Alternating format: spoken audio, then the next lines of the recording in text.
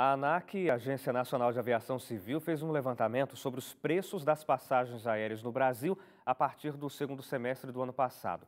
O documento mostra que os valores não diminuíram, mesmo depois que as companhias aéreas passaram a cobrar pela bagagem despachada. O levantamento feito pela Agência Nacional de Aviação Civil comprovou que o preço médio da passagem aérea no Brasil ficou praticamente estável no segundo semestre do ano passado. Valor que deveria ser menor, já que a partir do dia 1º de junho de 2017, as empresas aéreas passaram a cobrar pelas bagagens despachadas e prometeram que os valores dos bilhetes iriam diminuir. Lembrando que a regra prevê a gratuidade apenas para o transporte de bagagens de mão de até 10 quilos levadas dentro do avião. Acima deste peso, as empresas são autorizadas a exigir que a mala seja despachada e a cobrar pelo transporte dela. Mas apesar dessa estabilidade de preço apresentada pela ANAC, o levantamento da agência mostrou que o preço médio da passagem aérea no segundo semestre do ano passado foi de R$ 384,21. Isso representa uma alta de 0,1% na comparação com o mesmo período de 2016, quando o bilhete médio custou R$ 383,90. E considerando a média de todo o ano de 2017, a tarifa cobrada no Brasil foi de R$ 357,16, uma redução de 0,6% na comparação com 2016. De acordo com a ANAC, esse é o menor valor de toda a série histórica, que começa em 2011. Segundo a Superintendência de Acompanhamento de Serviços Aéreos da ANAC, ainda é cedo para calcular o impacto da nova regra no preço das passagens. O departamento indicou que existem outros fatores que são mais importantes para a definição do valor do bilhete, como o custo do combustível usado nos aviões e a demanda dos passageiros por passagens, por exemplo. Em nota, a Associação Brasileira das Empresas Aéreas afirmou que as atuais regras da aviação brasileira aumentaram as opções de escolha e trouxeram benefícios para os clientes. A entidade disse também que a resolução da Agência Nacional de Aviação Civil sobre bagagens permite mais concorrência entre as empresas e maior diversificação dos serviços ofertados. Ainda de acordo com a associação, 2/3 dos bilhetes aéreos vendidos são da categoria que não incluem o despacho de bagagens. Obviamente porque as pessoas preferem reduzir os custos, deixando menos bagagens para serem levadas. E outra coisa é que, com relação à possibilidade de escolha do cliente, o cliente não pode escolher viajar pela agência A e despachar a bagagem pela agência B. O presidente do Facebook, Mark Zuckerberg, admitiu que a rede social cometeu erros no escândalo que envolve a Cambridge Analytica. O vazamento sem precedentes expôs dados de 50 milhões de usuários e mergulhou a empresa numa grave crise institucional. O CEO lamentou o vazamento de dados e anunciou mudanças para reforçar a segurança dos dados dos usuários. E o Zuckerberg também disse que a rede social vai trabalhar para impedir interferências nas eleições do Brasil. O fundador do Facebook, Mark Zuckerberg, reconheceu que a empresa errou sobre o caso que envolveu o vazamento de dados com a consultoria Cambridge Analytica. As declarações foram dadas em uma postagem no perfil de Zuckerberg na própria rede social. Esta foi a primeira vez que ele falou sobre a crise institucional que afeta o Facebook.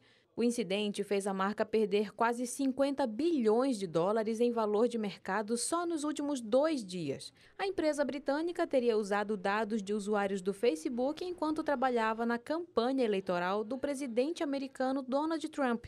A consultoria teria manipulado informações de mais de 50 milhões de usuários da rede social nos Estados Unidos. A companhia obteve as informações em 2014 e as teria usado para influenciar decisões de eleitores americanos. Recentemente, o Facebook informou que está investigando o que chamou de vazamento de dados.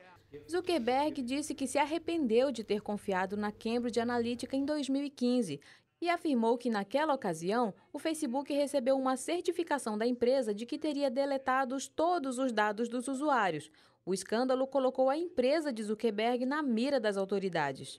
O parlamento britânico convocou o CEO para depor diante de um comitê legislativo, enquanto o Senado americano também tem feito pressão para receber explicações formais sobre o caso. O dono da rede social afirmou que vai testemunhar se for a coisa certa a fazer, mas destacou que o Facebook já modificou a própria política de distribuição de dados para parceiros em 2014. De acordo com o fundador da rede social, esse problema não deve se repetir. Mesmo assim, ele afirmou que o Facebook vai aprimorar as ferramentas de segurança e auditar aplicativos parceiros. Na noite da última quarta-feira, em entrevista à rede americana CNN, ele lamentou o que classificou de enorme quebra de confiança e comentou ainda que as eleições de 2018, no Brasil, são uma das preocupações atuais da rede social. Zuckerberg disse que está muito comprometido em fazer tudo o que puder para garantir a integridade dessas eleições brasileiras no Facebook e afirmou que a rede social vai trabalhar para impedir a interferência em próximas eleições. O ex-presidente francês Nicolas Sarkozy foi indiciado pelo suposto financiamento ilegal de campanha na eleição de 2007. Este é um dos destaques do nosso giro de notícias de hoje. O ex-presidente francês Nicolas Sarkozy afirmou que vive um inferno da calúnia. Sarkozy foi detido na manhã de terça-feira e interrogado por 26 horas. Nesse período, foi concedida apenas uma pausa para dormir. O ex-chefe de Estado foi indiciado por corrupção passiva e financiamento ilícito de campanha eleitoral. Ele é suspeito de ter recebido dinheiro do governo da Líbia para financiar a campanha eleitoral de 2007, da qual saiu eleito. Sarkozy denuncia a ausência de qualquer prova material nas acusações contra ele.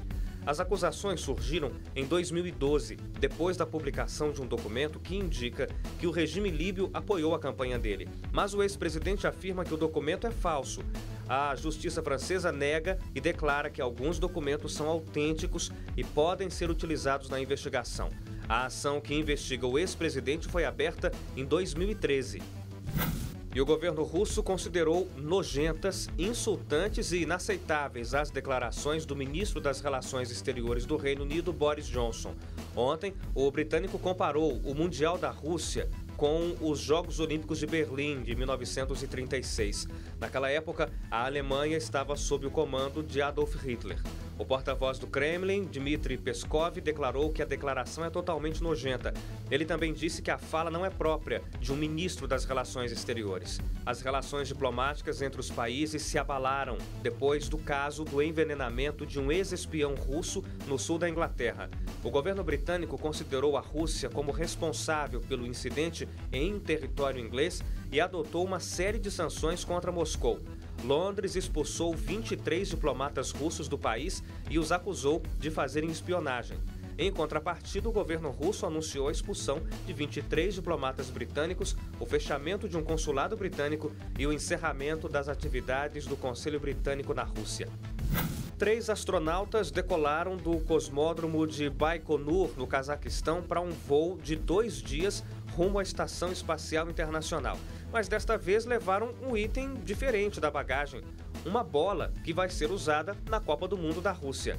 A Roscosmos, agência espacial russa, confirmou que a nave foi lançada com êxito e disse que a bola, chamada Telstar 18, deve ser trazida de volta à Terra 2 semanas antes da partida entre Rússia e Arábia Saudita, que vai abrir o Mundial no dia 14 de junho. Aqui dentro do estúdio, o Ricardo continua tirando dúvidas sobre nutrição e saúde. Ricardo Vargas, a pergunta é da Arlete. Ela disse que o filho dela é vegetariano. Ele comia muito mamão e ficou com as mãos e os pés amarelados.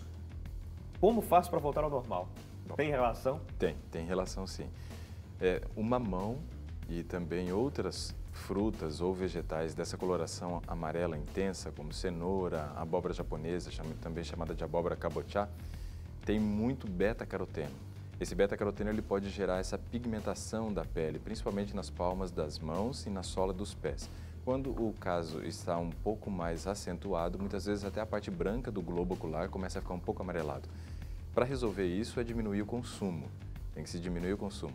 Mas é engraçado a gente ouvir isso porque assim, quando se fala de hipovitaminose, que é falta de vitaminas, a mais prevalente no Brasil é a falta de vitamina A. Nesse caso, não, né? Nesse caso, ele tem uma hipervitaminose, digamos assim, está sobrando vitamina A, né?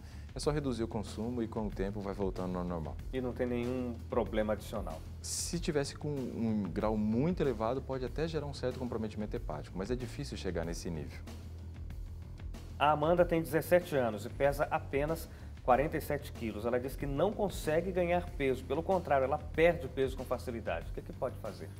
Seria interessante se a gente tivesse também o padrão da altura dela para a gente poder ter uma ideia mais ou menos quanto que está o seu IMC. Eu não considero o IMC um bom prognóstico. O IMC ele tem um lastro muito grande. Como ele varia ali de 18,5 até 24,9, é muito grande esse lastro. Ele permite, então, você ter um peso mínimo muito baixo e um peso máximo, às vezes, muito alto, né?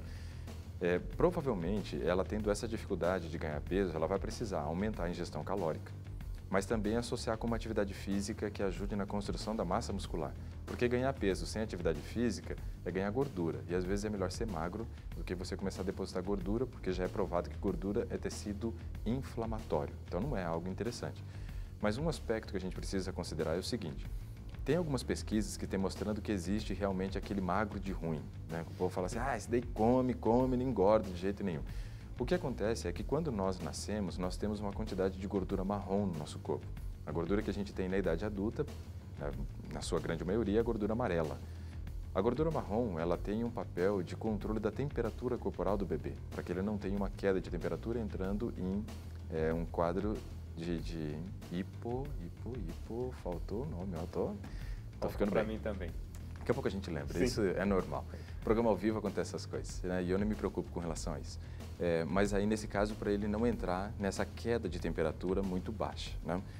Na idade adulta, a gente queima a gordura marrom. Então, vai crescendo, vai queimando a gordura marrom como fonte de energia. Mas algumas pessoas não. Algumas pessoas têm um erro, né, no seu sistema metabólico, tem um erro que vem muitas vezes ali na parte dos seus cromossomos, onde ela mantém a gordura marrom na idade adulta.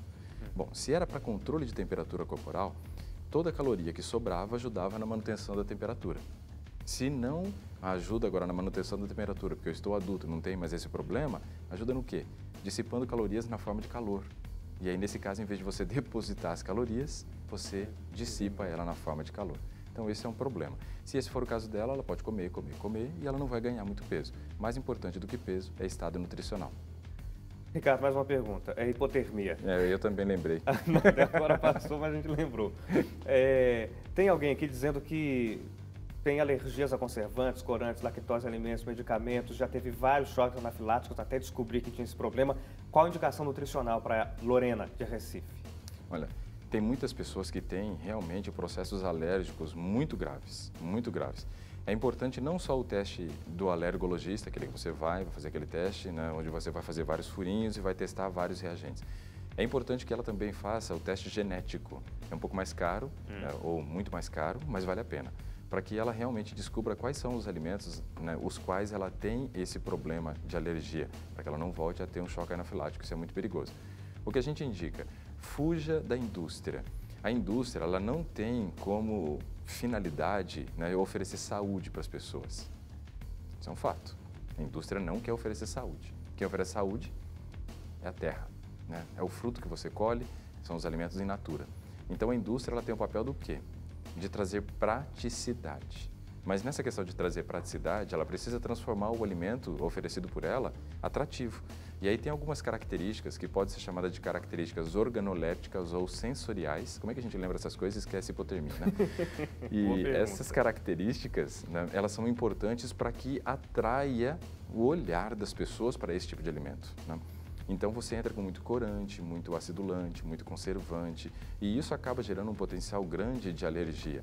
Então fugir da indústria é a primeira questão, mas fazer uma investigação genética para saber realmente quais são os alimentos que ela é alergênica, né, isso é importante também. Passo.